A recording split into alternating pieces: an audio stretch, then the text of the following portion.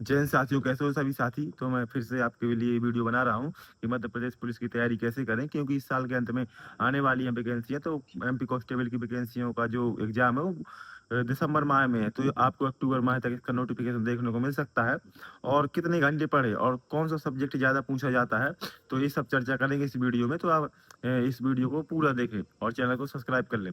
सबसे पहले है कि जो नए बच्चे हैं, जो नए साथी हैं, वो तैयारी कैसे करें। तो सबसे पहले आपको कोई ना आपको बैच लेना, जैसे कि मैंने बिनर्स से तैयारी करी थी, तो आप कोई सा भी बैच ले सकते हैं, ज़रूरी नहीं है कि वही बैच लो। और सबसे पहले आपको सिलेबस के अकॉर्डिंग पूरा जो पढ़ाते हैं उसके नोट्स बनाने हैं और पूरा पढ़ना, सिलेबस कंप्लीट करना है। मेन आपका प्रायोरिटी सिलेबस कंप्लीट होना चाहिए। उसके बाद आपको जैसे-जैसे आप सिलेबस कंप्लीट करते जाते हैं, नोट्स बनाते जाते हैं, तो साथ-साथ में आपको रिवीजन भी करना है। जैसे आपने दिन भर में जो पढ़ा है उसका सोते शामिल रिवीजन करना है। हर 7 दिन में रिवीजन करना है और रिवीजन से ही चीज़ें याद रहती हैं, क्योंकि जब आप पहली बार पढ़ते हो तो चीज़ें भूल जाती हैं। तो आपको रिवीजन ज़रूर करना है और फिर बाद में प्रैक्टिस भी करना है। मान लो कोई सब्जेक्ट है जो आपको कठिन लग रहा है, तो उसकी प्रैक्टिस ज़्यादा करना है, तो सब्जेक्ट आपको सरल लगने लगेगा। और ऐसा होता है कि जो सब्जेक्ट आपको कठिन लगता है, वो सब्जेक्ट आप कम पढ़ते हैं। तो ऐसा नहीं करना है, जो सब्जेक्ट आपको कठिन लगे उसको ही ज़्यादा करना है। तभी आपको वो बेहतर तरीके से आप उसको कर पाएँगे।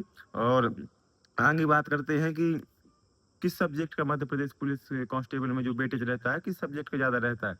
तो आपको मैथ रीजनिंग पर ज़्यादा ध्यान देना है। यदि ये समझो कि आपने मैथ रीजनिंग पक्की कर ली ना, तो 60 से 65 नंबर की मैथ रीजनिंग आती है। मतलब आप इसी में अपना एग्ज़ाम क्वालीफाई कर लोगे, जो रिटन एग्ज़ाम है, आपका फिजिकल में नाम आ जाएगा। और फिजिकल भी 50% मतलब मार्क्स रहते हैं 100 नंबर का। तो मैथ रीजनिंग पर आपको कमांड ज़्यादा करनी है। और इसके बाद साइंस भी 6 से 7 नंबर की आती है और एमपीजी की भी 4 से 5 नंबर की आ जाती है। तो इन सब्जेक्ट को भी आप देखते जाएँ। बाकी पढ़ना सब है, आपको कोई छोड़ना नहीं है, क्योंकि कोई भी सब्जेक्ट आपका सिलेक्शन रोक सकता है। बाकी जो मैंने कहा है कि किस सब्जेक्ट पर ज़्यादा फोकस करना चाहिए, तो मैथ रीजनिंग है एमपी पुलिस कांस्टेबल में जो आपको ज़्यादा फोकस करना चाहिए। और जे मैं आपको बता भी देता हूँ जीके जीएस के लिए क्या करें। जैसा कि मैंने उत्कर्ष से पढ़ी है जीके जीएस, और करंट अफेयर भी वहीं से पढ़ी है, तो 1 नंबर पढ़ाते हैं वो सर, जो कुमार गौरव सर है, 1 नंबर पढ़ाते हैं। और एमपी जीके के लिए आप कोई बुक मैं कहना चाहूँगा आपको, क्योंकि आप एमपी जीके के लिए बुक पूछ रही थी, तो एमपी जीके के लिए आप परीक्षा धाम बुक ले लो, वो बढ़िया रहती है। उसमें मैपिंग करके आपको पूरा बताया गया है, ताकि आपको अच्छे से समझ में आए। तो यही कुछ चीज़ें हैं। और टाइम टेबल क्या रखना चाहिए? काफ़ी साथियों ने पूछा था, सर आपका टाइम टेबल क्या है? तो टाइम टेबल कोई मैटर नहीं करता है। आपको जब टाइम मिले, रात को मिले, दिन को मिले, आपको पढ़ना ही पढ़ना है। आपके पढ़ने के अलावा आपको कोई अदर ऑप्शन है ही नहीं। तो आपको जब टाइम मिले, जब पढ़ना है। और जो सब्जेक्ट आपको कठिन लगे, मैं आपको सजेस्ट करना चाहूँगा कि आप सुबह-सुबह उठकर पढ़ें। मतलब जो सब्जेक्ट आपको कठिन लगे, यदि आप सुबह उठकर पढ़ते हैं, तो वो आपको बेहतर ढंग से याद होता है। और कितने घंटे पढ़ें? मैं इसमें 2 कैटेगरी में डिवाइड करना चाहूँगा। जो साथी नए-नए हैं और उनके लिए कितने घंटे पढ़ें? सबसे पहले जो नए-नए हैं उनका रिदम नहीं रहता है, तो आपको शुरुआत में 5 एक घंटे आस-पास पढ़ना है, ताकि आपका रिदम बन जाए। और जो साथी मतलब पहले से रिदम में है, तैयारी कर रहे हैं, तो आप जितने घंटे पढ़ते हैं 8-9 घंटे पढ़ते जाएँ। परंतु जो साथी नए हैं, आपका रिदम पहले बनाएँ, क्योंकि रिदम बहुत ज़रूरी है। यदि पढ़ाई के बीच में आप गैप करते हैं ना, तो आपकी उस पढ़ाई का कोई मतलब नहीं होता, चीज़ें फिर से भूल जाती हैं।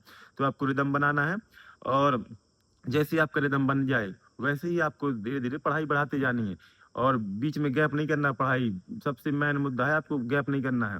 और यदि आपने इतना कुछ कर लिया ना, तो आप सिलेक्शन पक्का ले लोगे और अपने माता-पिता और अपना सपना पूरा कर लोगे। तो कुछ ये चीज़ें हैं, यदि फिर भी आपके मन में कोई डाउट हो, मेरे से कुछ छूट गया हो, तो मैं आपको वैसे वीडियो बनाता रहता हूँ और आपको सजेस्ट करता रहता हूँ। तो आप फिर भी कमेंट बॉक्स में पूछ सकते हो कि सर मुझे यहाँ प्रॉब्लम है और इसको कैसे अच्छा करें। जय हिंद।